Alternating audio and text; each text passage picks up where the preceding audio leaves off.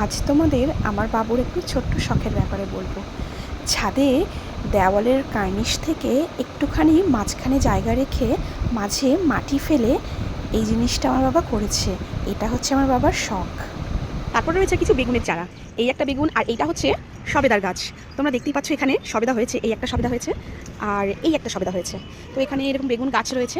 এইখানে হচ্ছে কলা গাছ রয়েছে, এই দুটো কলা গাছ এখানে, এইখানেও তোমার ধরো একটা কলা গাছ। এবার এর নিচ দিয়ে অনেকগুলো ছোটো ছোটো কলা গাছের চারাও হয়েছে, এই একটা এগুলো অনেকটা চারা হয়েছে।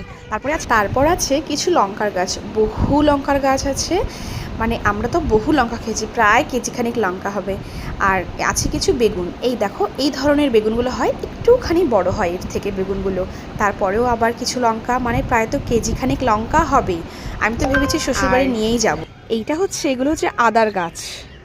আমার বাবুর শখ দেখেছো, একটুখানি জায়গার মধ্যে কত কিছু। এটা হচ্ছে তেজপাতা গাছ, যেটা আমাদের বাঙালিদের ঘরে না চললেই নয়। তারপরেও কিছু আদা গাছ আছে, আর এগুলো হচ্ছে ফ্রুটি অথবা এই বাঙি। দেখো ড্রাগন ফ্রুটস অনেকগুলো হয়েছে, এই একটা হয়েছে এখানে, এই একটা হচ্ছে, ওই একটা হচ্ছে, আর এই দেখো একটা। তো এই হচ্ছে মোটামুটি আমার বাবার শখ বলতে পারো এগুলো। এই টবে কিছু গাছ রয়েছে যেগুলো বেগুন গাছ, ছোটো ছোটো বেগুনগুলো হয়।